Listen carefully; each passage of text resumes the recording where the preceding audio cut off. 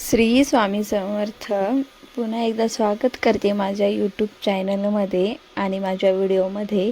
तर हा जुना व्हिडिओ आहे. मी तर आता माहेरी आलेले आहे. हा व्हिडिओ मी माझ्या सासरी होते जेव्हा गावाकडे होते माझ्या, तेव्हाचा आहे हा व्हिडिओ. मी इकडे यायचे म्हणून माहेरी, तर मी क्लिनिंग वगैरे करत होते तेव्हाचा व्हिडिओ आहे हा. मला टाईमच भेटला नाही माझ्या एक्झाममुळे व्हिडिओ एडिट वगैरे करून अपलोड करायला, व्हॉइस ओव्हर द्यायला वगैरे. त्यासाठी मी आता अपलोड करत आहे. तर तुम्ही सर्व बघा, पूर्ण व्हिडिओ बघा. तर इथे मी क्लिनिंग करत होते, जाळ्या काढत होते पूर्ण घराच्या, म्हणजे भिंतींच्या. तिथे स्वामिनीचं मला परेशान करणं चालू होतं आणि त्यात दांडा पण सारखा निघत होता. त्याने पण खूप परेशान केले मला. त्याचं काही सोल्युशन असेल तुम्हाला त्याचं कसं व्यवस्थित फिट वगैरे करायचं तर मला नक्की सांगा, कारण की सारखं परेशान करतो आणि ते फिट जसं केलं तर लगेच 5-6 सेकंदाने लूज होतं आहे आणि निघते ते. तर तुम्हाला माहीत असेल ते त्याचं कसं लावतात किंवा दुसरं काही सोल्युशन असेल तर मला नक्की कमेंट करून सांगा. मग ती स्वामीने मला परेशान करत होती, तर मग तिला काकत घेऊन मी असं जाळ्या काढून घेत होतं. सगळ्या जाळ्या काढणं खूप महत्त्वाचं होतं, कारण की मी इकडं मला माझ्या माहेरी महिनाभर राहायचं होतं. त्यासाठी मी सगळं घर क्लीन करून न्यायचं होतं. मला फ्रीज वगैरे पण क्लीन करून घ्यायचं होतं. तिला सांभाळत जसं होईल तसं मी हळूहळू केलेलं आहे क्लीन. तुम्ही पुढे बघू शकता. बघा किती परेशान करत होती. पूर्ण काकतच म्हणत होती घेऊन थांब मला. काकत घेतलं तरी पण ती शांत बसत नव्हती. मम्मा मला करू दे, मम्मा मला करू दे. आणि इथे दाखवत होती मला जाळी. मम्मा इथं जाळी आहे, मम्मा तिथं जाळी आहे. तुमचे पण लेकरं असंच करतात का? मला नक्की कमेंट करून सांगा, कारण की मला खूप परेशान पण करते आणि सोल्युशन पण देते. कधी सोल्युशन पण देते आणि मदत पण करते कामामध्ये मला. इथे बघू शकता आमचं दोघींचं चालू होतं डिस्कस करणं. काय माहिती कोणत्या विषयावर चालू होतं, आता आठवत नाही मला जेव्हा काय डिस्कस चालू होतं. तिला खाली उतरल्यावर तुम्ही पाहिलंच कशी रडत होती. परत मग या कोपऱ्यातल्या जाळ्या वगैरे काढून घ्यायच्या. तर परत जाळ्या वगैरे काढून घेतल्या. तिला घेऊन काकतच घ्यायचं म्हणत होती. मग काकत वगैरे घेऊन जसं होईल तसं केले मी क्लिनिंग. छानपैकी स्वच्छ केलं घर. म्हणजे बघू शकता खूप जाळ्या झाल्या होत्या. मला टाईमच भेटला नव्हता जाळ्या काढायला. देतो एका हाताने टाईम लागत होता जाळ्या काढायला. आणि तिला काकत घेऊन म्हटलं थोडं हिच्या अंगावर डस्ट नको पडायला, त्याची पण काळजी घ्यावी लागायची, त्यामुळे टाईम लागत होता. मग नंतर तिला मी भात दिला खायला. भात म्हणजे सपक खिचडी केली होती तिला खायला. सपक खिचडी बनवून दिली ती तिला खायला. ती मस्तपैकी छान खात बसली. पण तिच्या ताटातलं सोडून ती माझ्या ताटातच खिचडत होती. तिला दिलं होतं खायला, ती खात होती. मग तोपर्यंत मी हे गॅसच्या वट्ट्याखालचं पण क्लीन करून घ्यायचं होतं. गॅसच्या वट्ट्याखालचं छानपैकी झाडून घेतलं स्वच्छ एकदम. बाहेर सगळं सामान काढताना वगैरे काही दाखवलं नाही, काढून वगैरे छान झाडून घेतलं.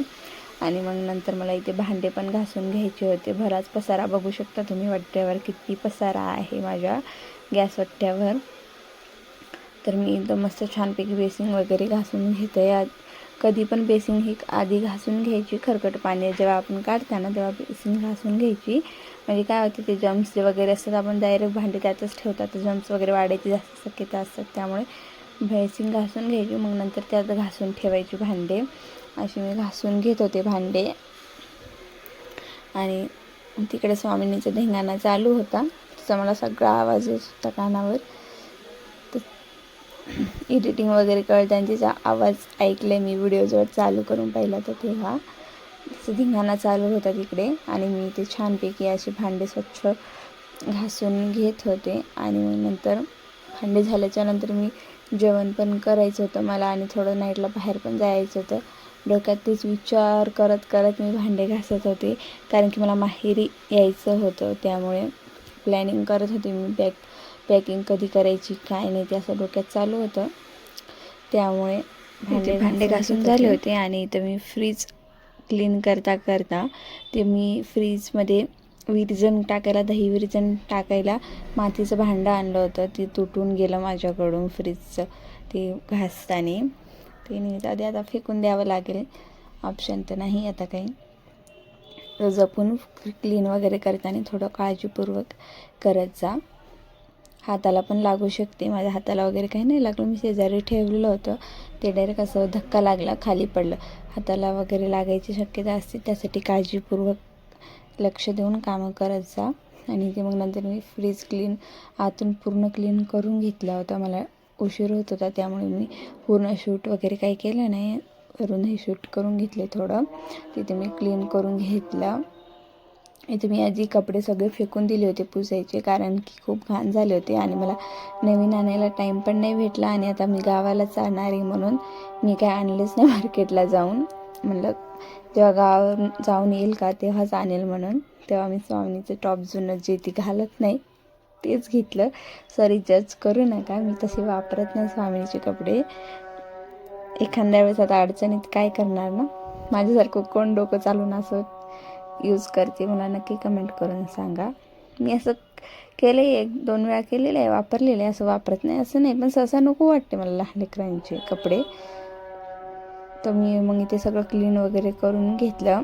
आणि नंतर मी भूक लागली होती, आमच्या दोघींना पण संध्याकाळचे 5-6 वाजले होते. तर भूक लागली त्यामुळे मी उपमा करायला घेणार होते. उपमा करत होते तर कांदा वगैरे बारीक छान चिरून घेत होते. आणि कांदा चिरत मी गाणे पण ऐकत होते. गाणे ऐकत बोलत पण होते गाणे, आणि डान्स पण चालू होते इथं.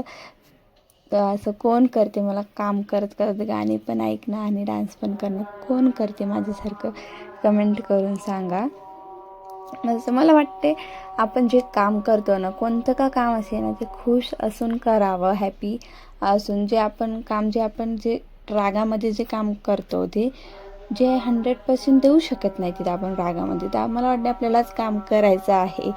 आपल्या जागी दुसरं कोणीही काम नाही करणार हे आपल्याला माहिती असते. तर मला वाटते आपणच करणार आहे ते काम, तर आपलं 100% तिथे काम द्यावंच, हॅपी द्यावं. ते पण हॅपी असून काम करावं, कारण की दुःखामध्ये असेल आपण किंवा सॅड असेल तिथं आपले 100% पण द्यायचा प्रयत्न केला तर आपण नाही देऊ शकत 100% तिथे, आणि काम व्यवस्थित होतच नाही, कोणतं का असे ना.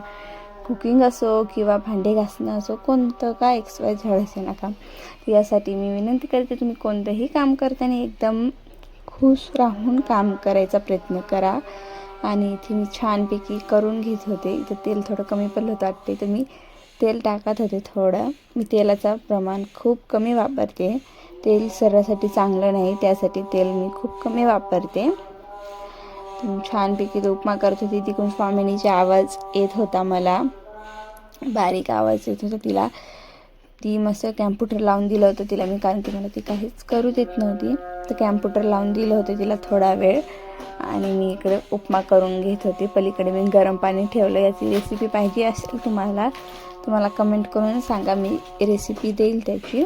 मी रवा वगैरे भाजून काय ठेवला नव्हता, कारण की मला टाईमच भेटला नाही. मी डायरेक्ट आता तेलामध्येच भाजून घेईल रवा थोडासा, कारण की भरपूर कामाचा लोड पडला होता एवढ्या काही दिवसात. मला भाजणंच झालं नाही किराणा भरल्याच्या नंतर. तिथं थोडंसं भाजून घेणार आहे मी आता डायरेक्ट. आणि हे नवीनच होता, चाळायची मला गरज नव्हती, कारण की काही दिवसाखाली 5-6 दिवसाखालीच आणलेला होता, त्यामुळे मी चाळून पण नाही घेतला, डायरेक्ट टाकला.